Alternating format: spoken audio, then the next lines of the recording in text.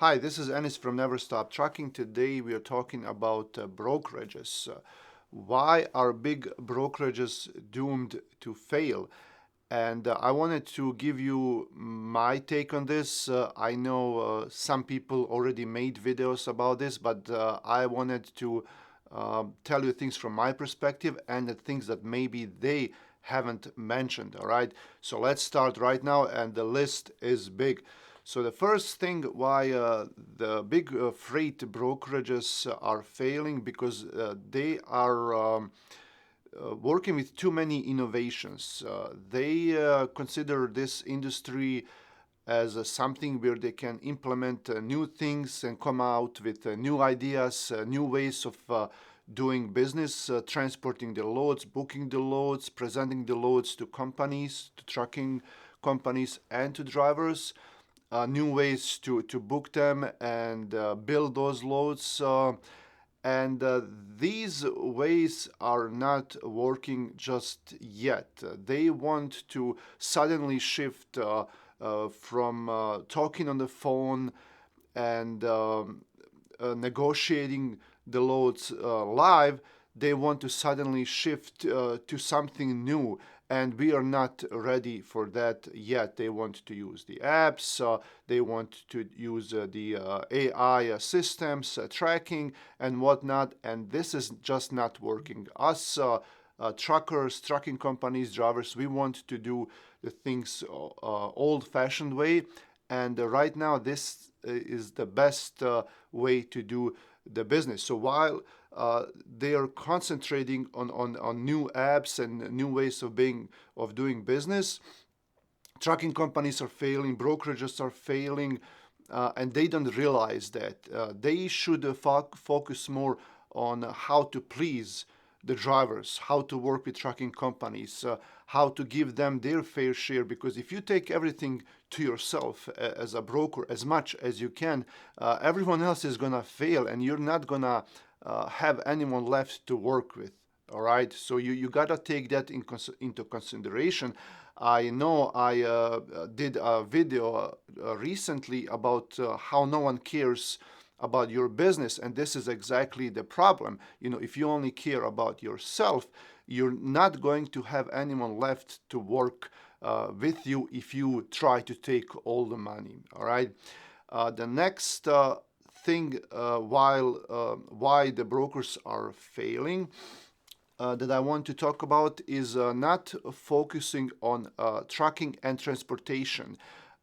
These new brokerages and these big brokerages, they're trying, like we said, to implement new things, but they are not concentrating on trucking itself. You should be working on new loads, on getting new carriers to sign up with you, working with them more closely, building relationships with these carriers, with drivers, talking to them, asking for their needs. Um, Trucking, like you should, instead of teaching the employees that work at these freight brokerages, especially the new employees, the younger ones, and we will talk about that, about young employees at these companies, instead of training them, um, go out, here's a truck, and let me show you around the truck. This is what the inside looks like. This is the trailer. These are the different trailers. This is how they load them. This is how the load is loaded. These are the tires. This is the engine. This is how it works. This is where the driver spends their time in the back, in the sleeper. This is how they operate. They don't teach them that. They only teach them how to do sales, how to give these loads to a driver or to trucking company, and maybe they don't want it. They teach them how to sell these loads, how to push these loads onto someone that actually didn't want that load in the first place. All right, that's what they teach them. They teach them to do sales, to be greedy, it's about sense. Like when you call a broker and ask them how much this load is paying, and they tell you, well, I only have this much, and our bosses told us we have to have a profit of like $50.20. Now that's what they see. We don't know what the actual profit is. What do they consider as profit? We don't know that. But that's the only thing they see. It's the numbers. They don't see the person behind the wheel. They don't see me as a person, as a dispatcher, as a trucking company, or as a driver. They only consider their profit and how to please their bosses. All right. Next thing that I want to tell you about is that convoy example. I did talk about that recently, not that long in this video. I should have made a video that's longer about convoy, and I made that video before convoy failed. Because there was a history in Convoy's failure. That has been going on for 2 years before their failure. And I made a video about how they invested all this money, Jeff Bezos and Bill Gates and others. They invested all this money. They tried to come up with new ways of doing business in transportation. And they started hiring people that had nothing to do with transportation, nothing to do with freight brokerage, with trucking, with dispatching. They just wanted these cool names from other companies. For example, they hired one of, I think it was some kind of a manager from cars.com. Cars.com, they sell cars, they do review on cars. That's what they do. Selling cars has nothing to do with transportation, with the way of doing business in trucking or in brokerage. So they hire people from other industries, thinking that they will somehow make their brokerages more innovative, more techy, more modern, which is the wrong way. You can't, and that's a core of the problem. They're trying to do brokerages as they're doing things in Silicon Valley. Trucking is old school. Brokerage is old school. You can't, with me, I have nothing from your app, from your cool app that you're forcing onto me. You're tracking drivers, you're sending load information that way. You can even book loads that way. You can get paid that way.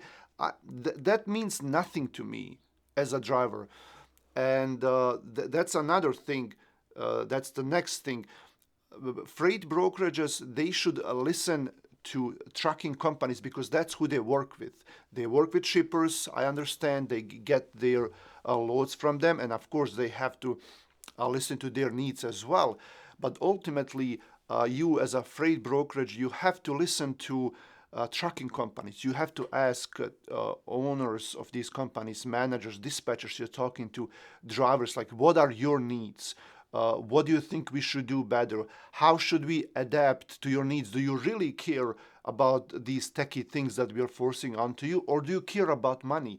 Ultimately, it's about the profit for the trucking company as well, not just for you as a freight broker. And that's a big mistake. And I saw that, like, even with DAT board. I just read that they hired someone. I don't remember what this person was doing, but they were all hyped up because they hired this person. But guess what? This person has had no experience in transportation at all. This person came from a totally different industry, and that's a problem. And I spoke to these guys at DAT. We had a while ago. We had a Zoom meeting. I had a Zoom meeting with like 3 or 4 of them, and they're all higher up there. And then they asked me, like, yeah, what do you like about DAT board? Because I complained about new DAT 1, and I told them, and they were like, they were really surprised at what I had to say, because like, haven't you even talked to trucking companies or freight brokerages about your system, like, what you should do, what you should not do, as in DAT board? I guess you haven't. It looks like everyone is out of touch.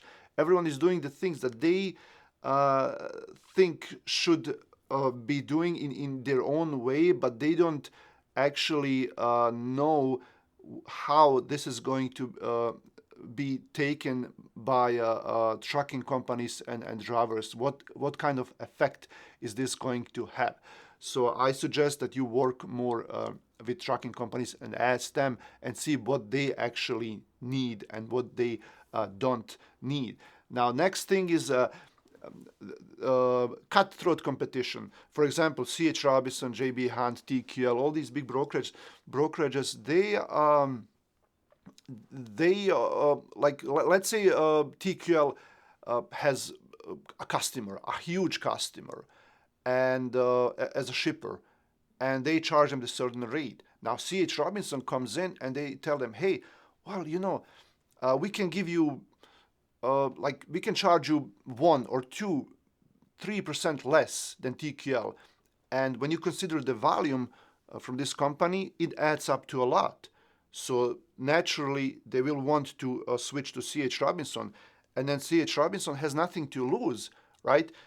They don't have these big overhead expenses like trucking companies do, and they're like, okay, well, instead of making $200 on this load, we'll be making $180 on that load. So it's still okay, all right? When you consider the volume, it's still okay. And then we'll beat TQL with their prices, and we will find someone. Someone will take these loads. And even if they don't, well, maybe this shipper, they'll find another broker, or when it comes like to that pickup date, we'll tell them, hey, we can't find anyone, the markets are going up, and they might just raise up their prices, and that way they will cover those loads. Or maybe C.H. Robinson will even take a loss on that load, but if they take a loss on these few loads that they couldn't cover, it will the other ones will make up for it, the ones that they already booked.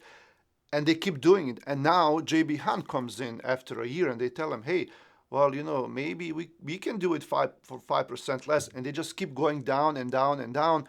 And they shoot themselves in the foot that way.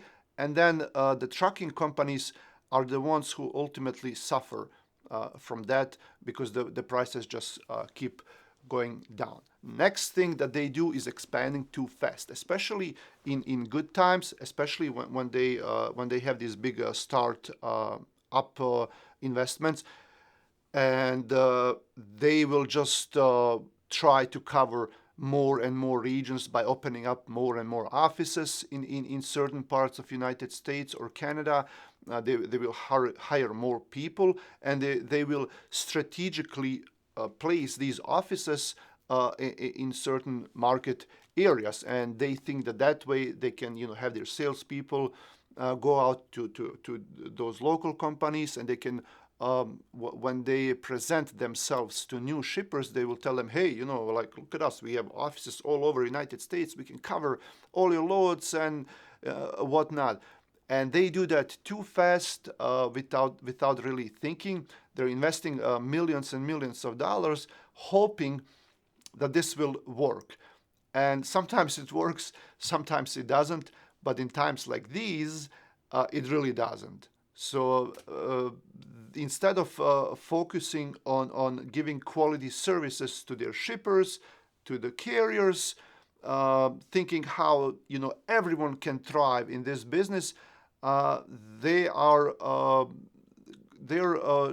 like shooting for volume and for locations and expanding and presenting themselves out there as someone that's really huge.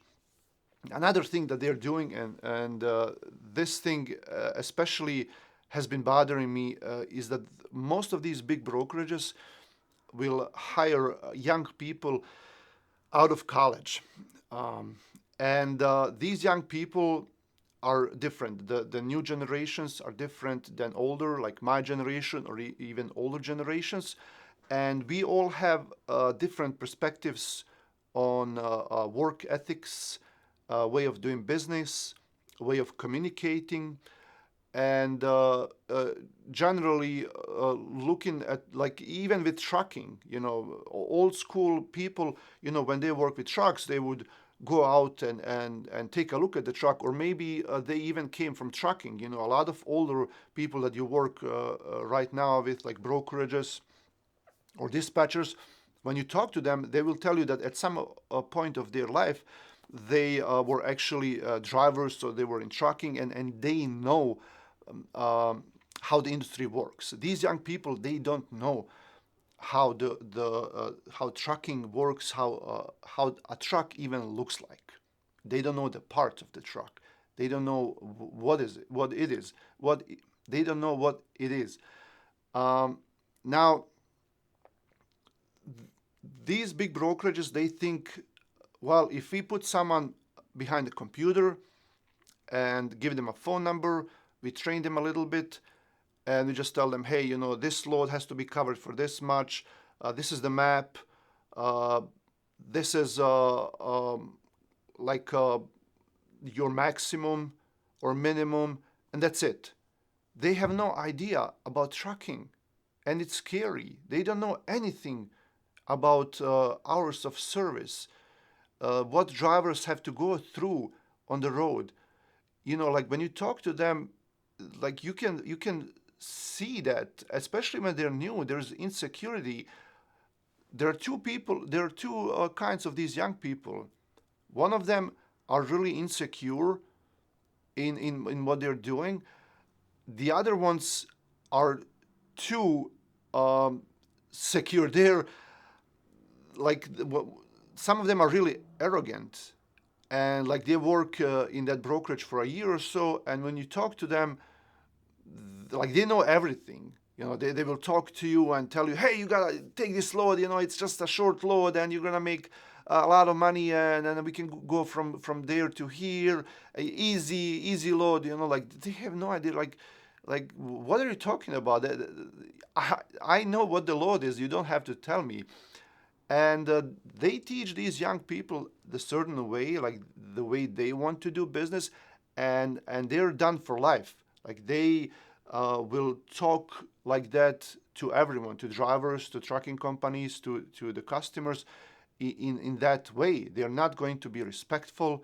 They're not going to listen, and they're not going to try to understand the problem. They don't even feel obligated to solve the problem. If there's a problem, they just give it to the next person higher up, to their boss, and they're like, oh, I'm just waiting for the answer, and like, or they email you, or they don't want to answer the phone.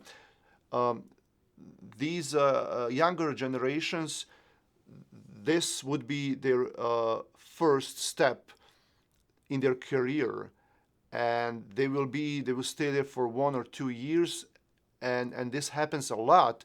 When you talk to brokers, we have reps from like Coyote, Echo, Arrive, others, and we just get used to working with someone, and these are all young people, we get used to working with them, and then all of a sudden, like, they disappear, they go someplace else, they learn a little bit, and they go to someone who will give them more money. And what's really interesting is that they never tell you that they are going away. They just disappear. Like in old days, you would tell someone, "Hey, I'm leaving the company. It was nice working with you. I'm going to this other company. If you ever need anything, here's my phone number, or call you afterwards." But no, they just disappear, and like you work with them for 2 years, and all of a sudden, oh yeah, they're not here anymore. I'm your new rep. So that's another problem there. And then there's also a problem in after hours. Usually, if you have a trucking company and you have someone working in after hours, or helping drivers on the road. If something breaks down, the truck breaks down, they have a problem. You usually have someone that has more experience in that, and that can actually help the driver. You're not going to put, let's say you have 5 dispatchers in an office, and you put the most inexperienced one in that position, like to answer the after hours calls and help people. What's that guy gonna do? that guy's not going to help them because they don't know anything yet. They still have to learn. You put the one that has the most experience and that knows how to solve problems, all right? But these brokerages, they do the opposite. They give you someone in after hours, like someone that is able to take notes and or maybe email the customer. Like, how are they going to email the customer in the middle of night or call them? They're not going to be there. These people are not problem solvers, and usually it's someone from overseas because they can pay them less money. All right, and if they pay them less money, and these people don't know anything about this situation here, how are they going to help us? So that's another problem. Another problem is paying. Some of these brokerages have quick pay, and they will promise you quick pay, but they will charge you some percentage and whatnot. But they have to wait from their customers a long time to get paid. 30, 60, 120 days. It's a long time to wait to get paid from their customers, and they carry that risk of not being paid from them, or like, I have to pay you in 30 days as a carrier, but my customer is going to pay me in 60 days. So that's a big problem, and I spoke about this as well. A lot of trucking carriers will use money that they have now to do the payroll and cover the expenses instead of to use the money that they made last week. Because the problem is, if someone leaves this week, a driver, you will be giving them money that they made this week. But then next week you have to give them the money that they made this week, but they didn't work anything. They didn't do anything next week, so you're going to be struggling to find that money.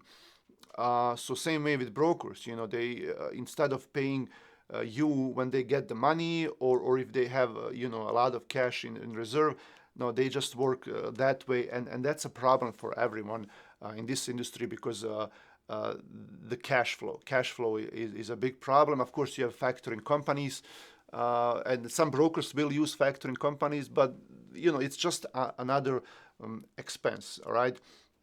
And then another thing is too many brokerages out there, same as with trucking carriers. We have too many brokerages that are popping out of nowhere. And I understand if we have a small brokerage, that someone opens up a freight brokerage from home, or they have like 2, 3, 5, 10 employees. But you have these big brokerages like starting like startups. Like if you have a startup in tech industry, or in health, or in auto, or something like that, that's different. But you have startups in freight brokerage, and there are so many freight brokerages out there. Like, what are you gonna do that these guys are not doing? The only thing a big new brokerage can do is lower the prices on the freight market, because that's the only way they're going to get new customers. Think about it. If you have brokerages covering thousands or hundreds of customers for a certain rate, the only way that someone else, that these shippers will give business to these new brokerages is if they give them better rates. And like we said, that cutthroat competition is ultimately hurting the carriers most, brokerages as well. Let me know what you think about this video, this topic. Sorry, I was stuttering a little bit, and this is one of those videos where I don't do any editing. Thanks for watching. Check out our new live courses. Emro and I will have most likely every month, once a month, Saturdays. They are only $100 per seat for all day, 8-hour live dispatching course. We will teach you everything we know about dispatching, and I think right now that's the best deal that you can get anywhere. Subscribe to the channel, come back for more, and I'll see you guys around.